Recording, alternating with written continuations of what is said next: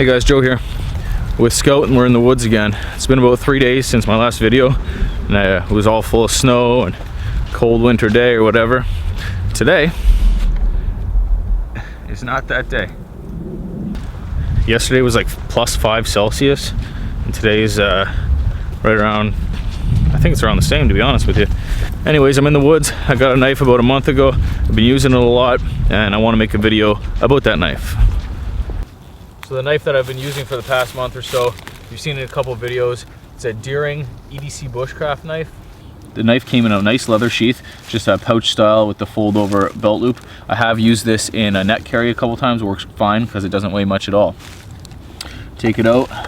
The knife itself, the handle is 4 inches long, and it's brown micarta with a not too grippy finish and a not too polished finish, somewhere right in the middle, so it's a really nice feel. And then I've got thin white liners. Really nice. The blade is 3 inches long, and it's only 3/32 thick, and that's the same thickness as a Mora #1. Pretty thin. It's a Scandinavian grind, and he's got his Deering maker's mark there. I ended up putting a small little finger hole lanyard on the end, just for a couple reasons actually. For visibility, for an extra finger in case I need to chop a little bit, or to pull out of my sheath easier. Let's go use this knife in conjunction with a fire steel, boil up some water, and make a tea.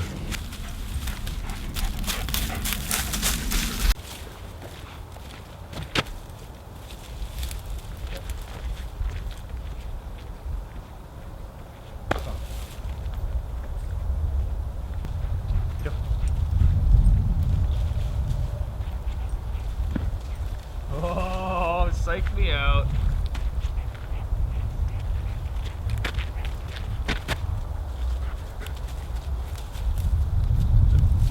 Sit.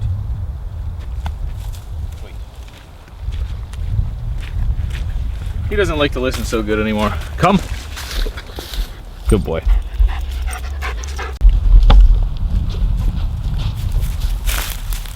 Ah! Real nice spread on them big old oaks.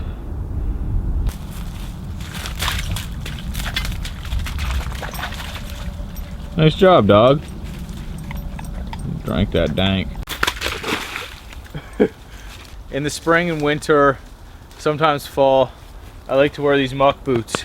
They're not too warm, so my feet don't sweat too bad, but they're fully waterproof up to here. So going through stuff like this isn't that big of a deal. Walking through muck isn't that big of a deal. I don't know if this ice is gonna hold me or not.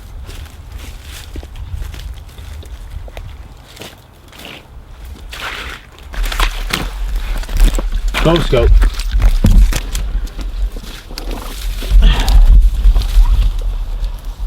All right. Did you look at the size of these Phragmites? Will you just look at it? Would you look at it? Would you just look at it? Look at them. They gotta be like 12, 15 feet tall, man. Pretty crazy. Now we're into the goldenrod.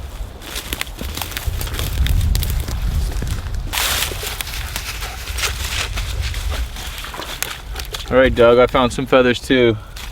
Paka!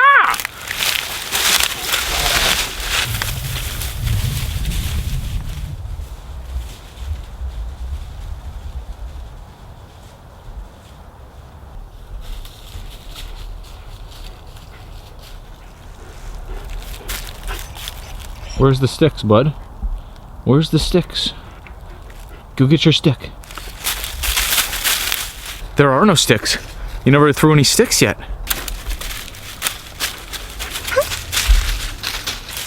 Okay, Scout, you gotta give me some room, bud. Go on.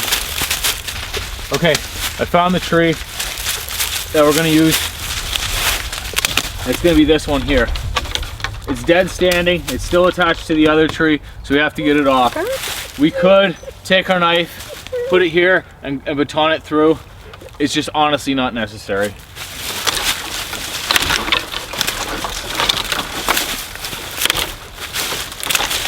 There we go.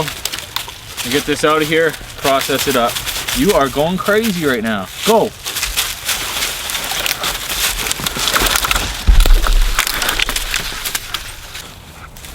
Holy crap.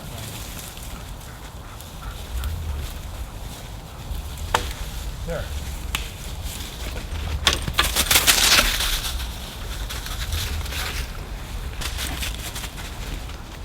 I've come over to this down cottonwood tree so that I can use it as a work platform, as a brace, something to get up off the wet ground on.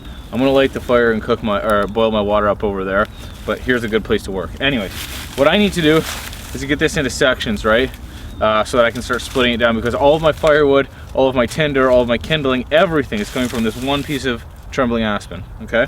So let's break her down a bit. There's nothing fancy about this.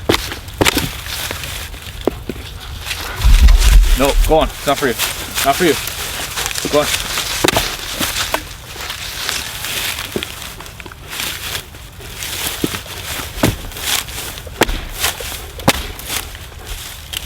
Okay, these are going to be my manageable pieces.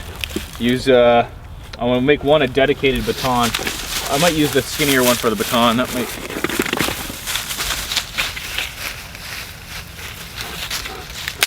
Prick. All right, let's do this. Keeping in mind that this is only a 3-inch blade, I did not go after a piece of wood that was wrist thick or bicep thick. This could do that, wrist thick wood. It's easier to not have to baton around the sides and work your piece down and down and down and down. It's easier just to use a smaller piece of wood if possible. It's all situational, right? It all depends. So I've got a piece like this, right? And it's got a little bit of a break here, and it's kind of too long or jagged to baton safely, I guess. What you can do is take that broken piece and give her a couple good whacks. Go.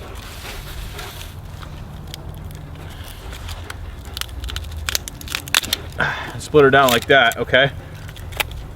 Again, that could be more of a manageable piece. And if you didn't have a knife, or if you're working with a pocket knife or a stone tool or something along those lines, that's how you can also get your pencil-sized pieces, right? By splintering it off, it helps that. Anyways, this isn't about that. This is about this knife. So I'm going to split this wood down, and because there is no guard at all on here, I need to, if I'm doing tip first, I need to make sure my thumb is on top of the pommel, and I'm also looping my thumb in the paracord lanyard.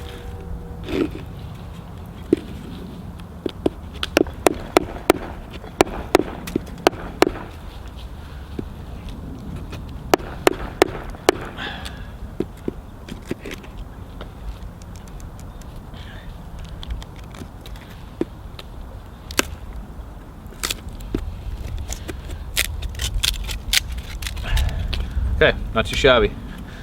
Splitting down. Could also, instead of using my hand, beat on it. It's got no pommel plate. I'm really not too worried about it, to be honest with you. So I want to split these down. You don't have to do it that way either. You can baton normally, right? So if I wanted to just baton this down, if I wanted to just baton this down and didn't want it to go all crazy, go and tip in, if you're worried about that or whatever, if you just don't like it, you can baton normal.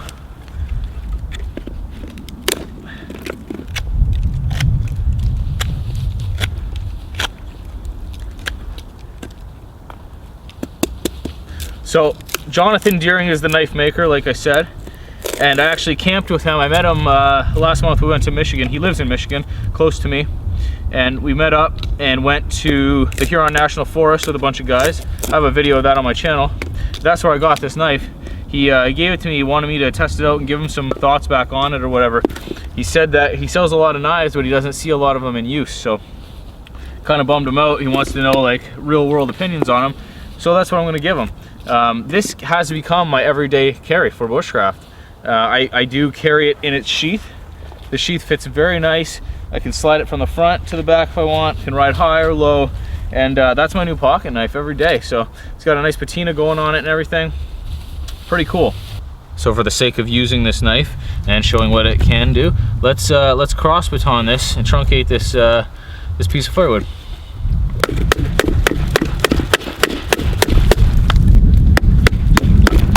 This is probably the most I've used this knife for. The past few camping trips I've been on, I've had an axe with me.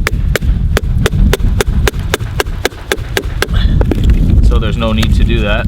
No need to use the knife so hard. But let's do it because it's fun. And there's no need to be crazy and try and get it all the way through on every side, or even just chop right through with that, when you can truncate it and give her a couple breaks. And now it's a more manageable size.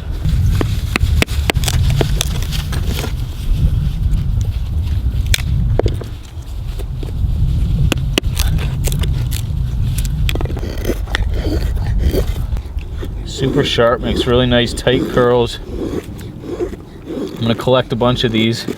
I'm not even splitting this wood down, I'm just doing the curls off the circular wood, the outside of it. I find a lot of times I get better curls near the outside of the wood for some reason. Maybe the wood's a little bit softer, more deteriorated there. We gotta collect all these because these are not staying on the stick. This'll work. The old cup. I really love the thin Scandi blade. I honestly, 1/8 is almost too thick for me in my opinion now. It doesn't need to be that big. When it's thick, when a Scandi knife is thick, it's more of just a big wedge. It doesn't cut properly, it doesn't cut as good as it should. I'm a big fan of convex knives, and also a big fan of skinny Scandi knives.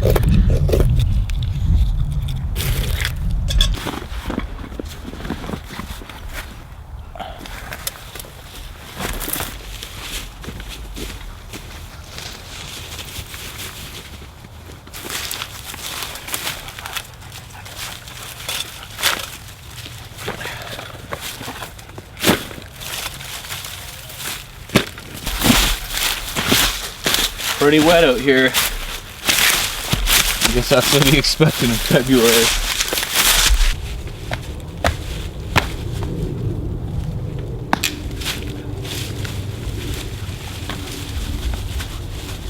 Watch out.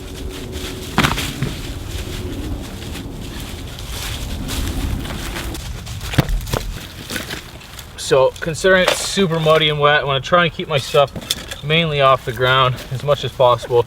I had it set on my backpack while I was doing stuff. Now it's on the wood that I grabbed. That wood that I grabbed for a platform is going to be an integral part of the fire. It'd be almost impossible to strike a fire steel right onto the ground. So now all we have to do is organize our sizes.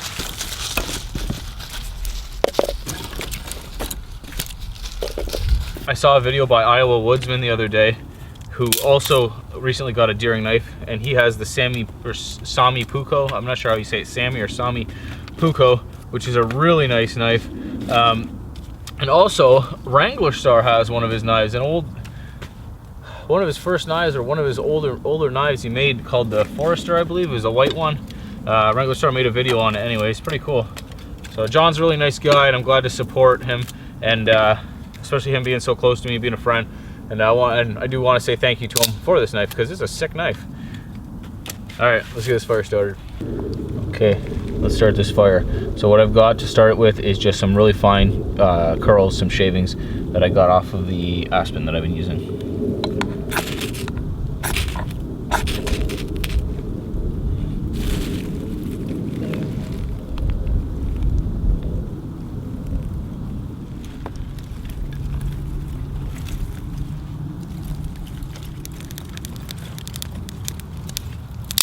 Go. Not too shabby.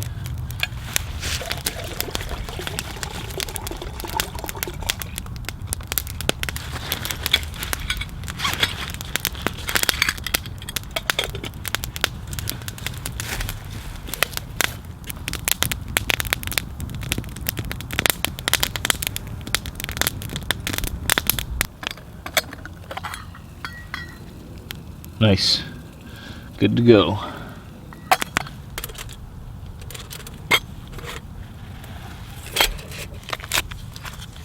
An old Tim Hortons tea bag, green tea this time.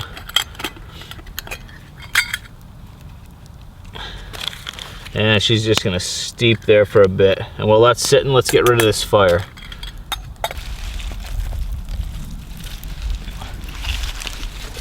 No scout, leave it. There. If that's not safe, I don't know what is. Okay, because I know somebody will say something. Let's get it all submerged. Fire's out, folks. Where's the fire?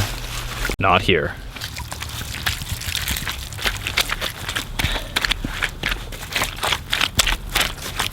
Dance the little fire out jig. Dance the little fire out jig. So I got my backpack on my back. I have not had any of my tea yet. I just don't really feel like sitting on the ground, even though I have my foam pad. I put out the fire, as you saw.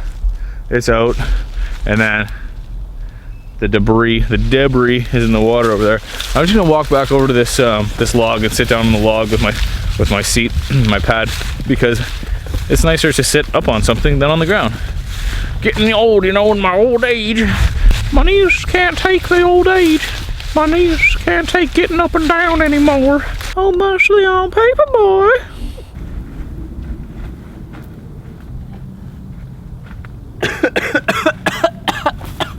She's hot. She's hot. Okay guys, I think this video has gone on long enough. It was supposed to be about a knife and it's turned into like an outing video, which, whatever. So again, if you want to check out Deering Knives, he's got an Instagram. He's on Bushcraft USA. He has his own website, Deering Knives. Check him out. I hope you guys found this informational and enjoyable. I'll see you soon. Bye.